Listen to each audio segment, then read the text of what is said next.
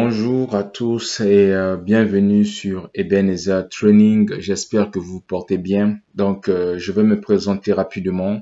Je m'appelle Moria Tunta et sur cette chaîne, je partage mes connaissances en réseau, en sécurité et en cybersécurité.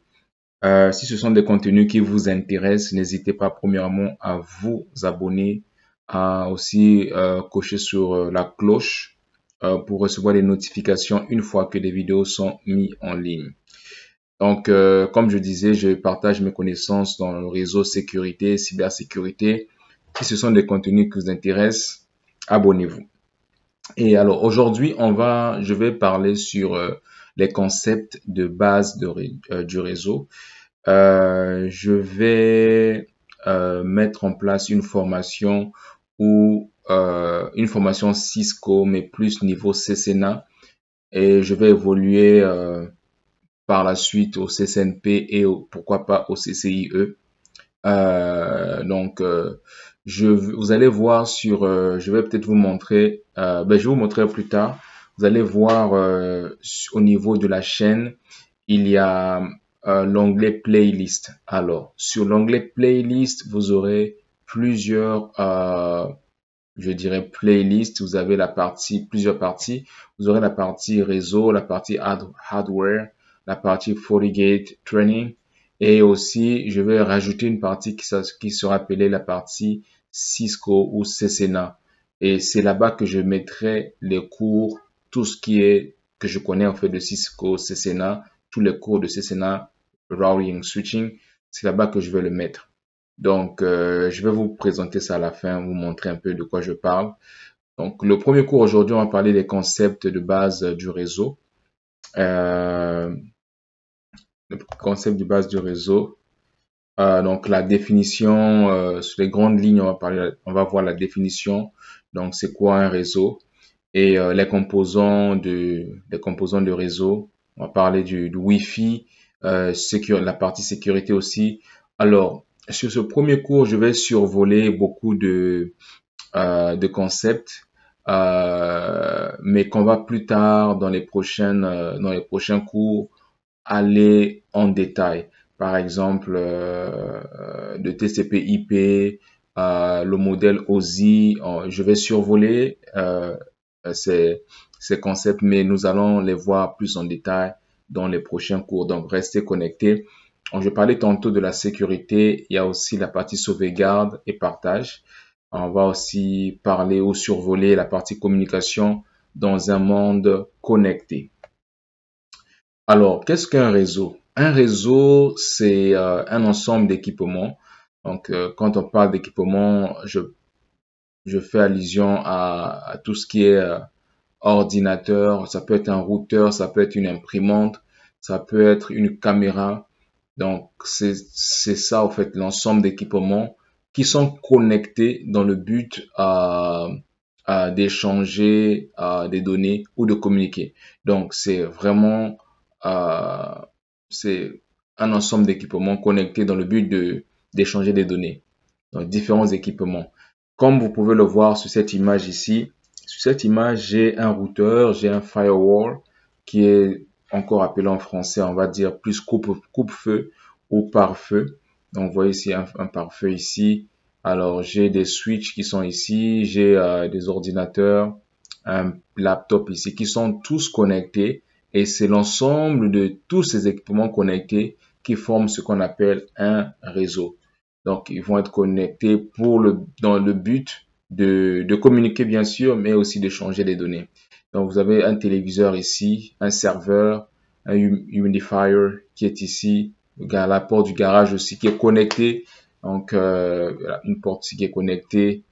C'est ça. Je ne sais pas si vous avez remarqué, en parlant de la porte ici, il y a souvent dans des entreprises où quand vous devez accéder à une salle, par exemple télécom ou une salle de réunion, vous devez avoir un badge.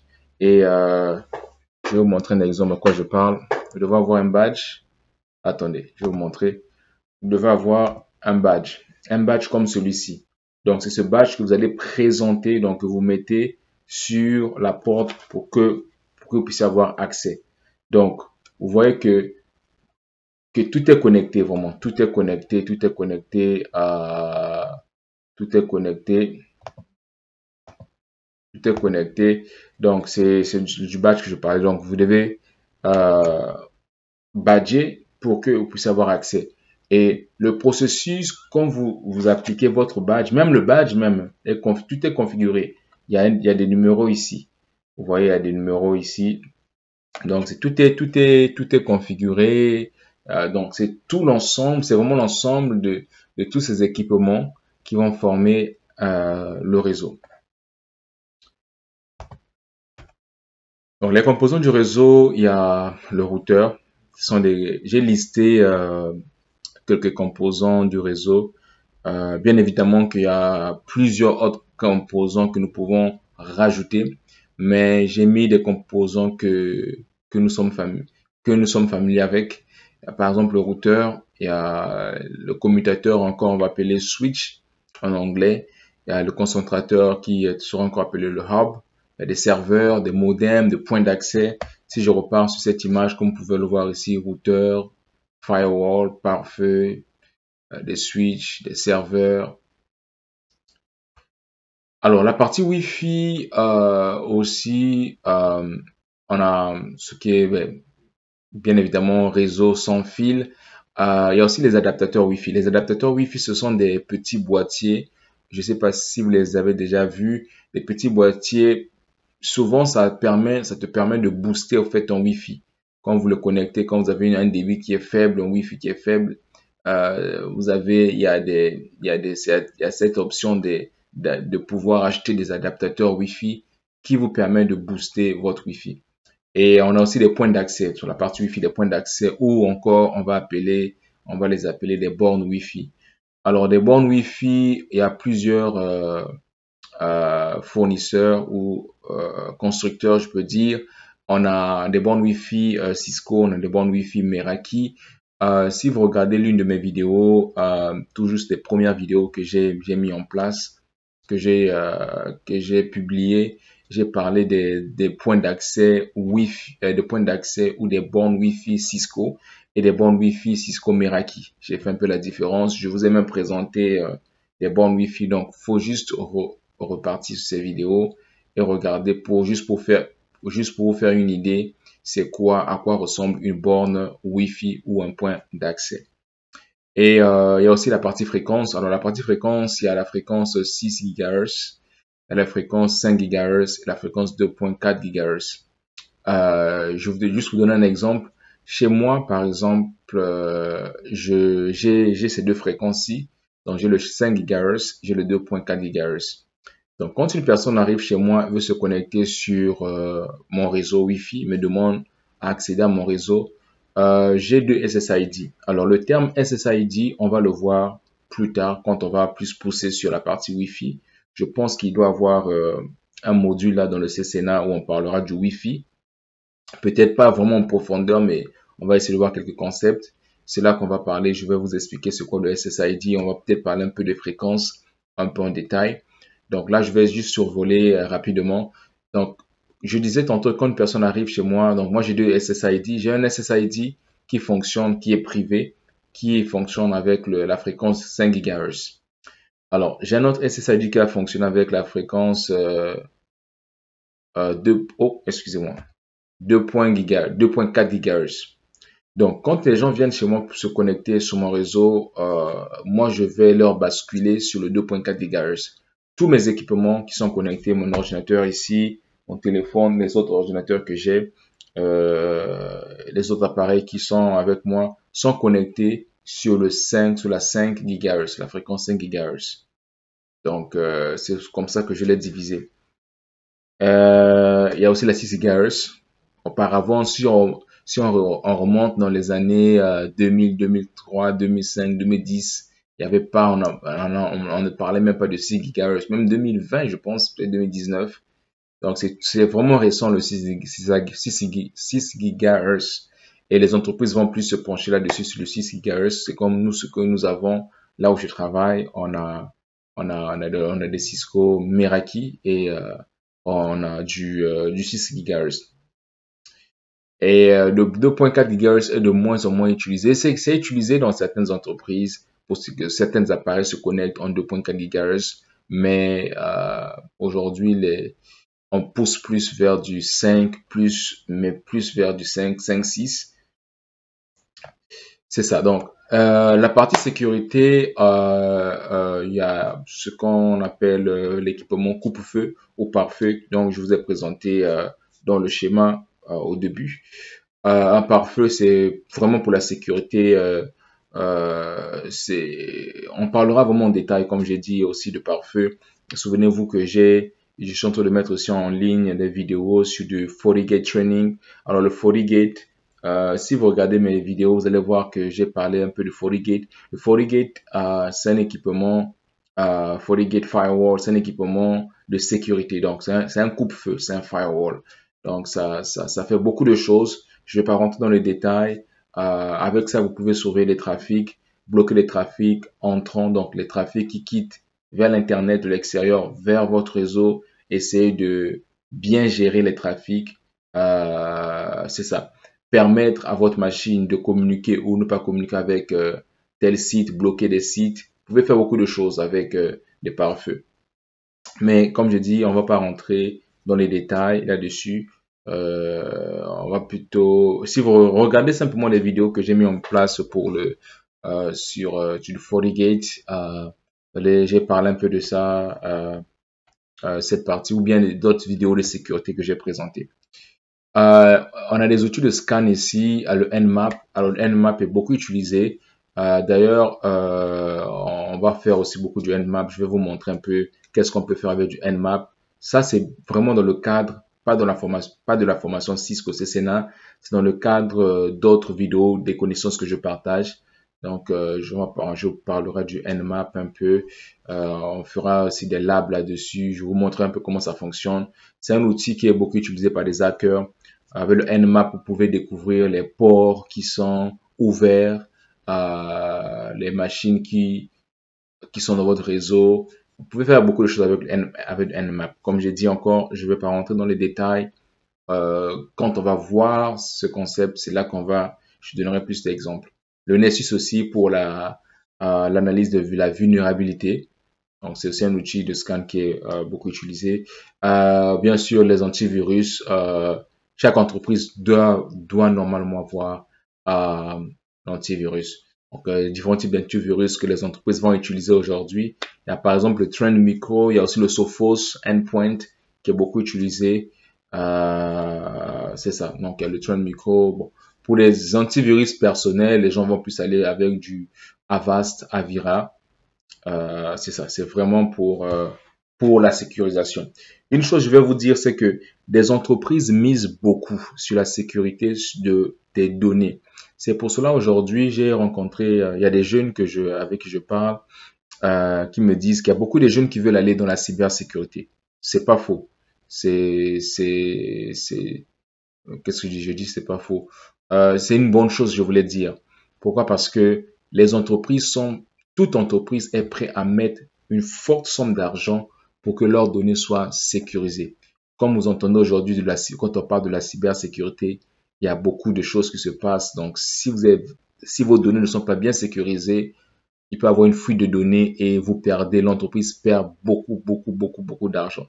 Parce qu'un hacker qui a les informations des employés peut les vendre dans ce qu'on appelle le dark web. Donc, c'est pour cela que les entreprises vont vraiment miser là-dessus. Ils vont mettre beaucoup d'argent pour que les données soient sécurisées, pour que les informations soient sécurisées, parce que c'est très important. Les informations d'entreprise ne sont pas divulguées à d'autres personnes. Donc, c'est pour cela les entreprises. C'est pour cela même, il y a certaines entreprises, ils vont vous faire des formations pour des nouveaux employés. Vous allez faire une formation où on va vous montrer, on va vous dire par exemple que si vous recevez un courriel, ne cliquez pas sur le mail avec les liens, un courriel que vous soupçonnez un courriel qui n'est pas correct, ne cliquez pas. Souvent, vous allez recevoir des courriels, on va vous dire que vous avez gagné vous avez gagné la loterie, mais vous n'avez pas joué, mais vous avez quand même gagné la loterie. Donc, des courriels un peu, qui proviennent des hackers, je peux dire. Et quand vous regardez juste le courriel du destinataire, pas du destinataire, mais de celui qui vous envoie le courriel, vous allez remarquer que c'est pour faire un courriel qui commence par A, par B, après, ça correspond pas. Vous vous rendez compte que c'est, c'est, c'est un courriel qui, qui est fake, si je peux le dire comme ça, qui n'est pas réel, en fait. Donc, c'est ça. Qui n'est pas réel, mais c'est un courriel qui n'est pas, je cherche le bon mot, qui n'est pas authentique. Voilà, c'est ça le bon mot, qui n'est pas authentique. Donc, c'est pour cela les entreprises vont beaucoup miser sur la partie sécurité pour leurs données. Il y a aussi la partie sauvegarde et partage de fichiers. Sauvegarde, on va parler plus des bases de données SQL. Euh, c'est ça. Et aussi du NAS, le QNAP. Le NAS et le QNAP, si vous avez peut-être déjà eu à travailler dans des entreprises ou bien vous travaillez dans des entreprises où vous avez accès à des salles serveurs, vous allez remarquer qu'il y a des baies. Les baies, c'est là où vous avez le stockage de tous vos équipements, ou on va dire des racks. Je vais vous montrer un exemple de quoi je parle. Vous avez souvent des racks, vous allez souvent avoir des racks où il y a des QNAP ou des NAS qui sont là pour stocker les données. Ce sont des NAS qui ont beaucoup de terabytes. Ça peut être peut-être 450 terabytes, 130 terabytes. Donc, c'est vraiment là pour le stockage de données. Pense que je pourrais avoir un exemple ici pour vous montrer à quoi ça ressemble. Vous voyez ici, donc, je parle de ça, de ceci. Vous voyez ici des NAS, des QNAS qui sont là dans des salles serveurs. Un peu un exemple ici, là. Il y a un autre exemple ici. Voilà. Là, c'est un exemple d'un QNAP. Vous voyez. Et là, c'est le prix. C'est pas trop cher, hein. 339, là. Ça va quand même. Pas mal. Un petit QNAP comme ça que vous avez chez vous, là. Vous stockez vos données ici, là. C'est pas mal. Donc, voilà, QNAP et SharePoint aussi, cette plateforme SharePoint qui vous permet de partager vos fichiers avec les autres employés. Donc, ils peuvent se connecter dessus. Quand vous partagez un fichier, les employés peuvent se connecter, peuvent lire le fichier. Donc, vous avez comme un endroit où tout le monde a accès pour écrire, pour partager, pour lire des fichiers. Donc, les entreprises vont souvent l'avoir et ça vous facilite vraiment le travail au lieu d'avoir des fichiers à plusieurs endroits. Voilà, donc cela termine. Ok, avant de terminer, il y a la dernière partie, communication dans un monde connecté. Alors là, on va parler du modèle OSI. Comme j'ai dit encore que le modèle OSI, on va parler en détail dans les prochains cours. Je vais vous montrer un peu c'est quoi le modèle OSI, comment ça fonctionne. Et on parlera aussi de TCP/IP. Je vous parlerai aussi de comment ça fonctionne, TCP/IP. On parlera de TCP et UDP. On va aussi parler des ports et des services. Souvent, pas souvent, mais quand vous allez sur Internet, vous allez taper le HTTP ou HTTPS.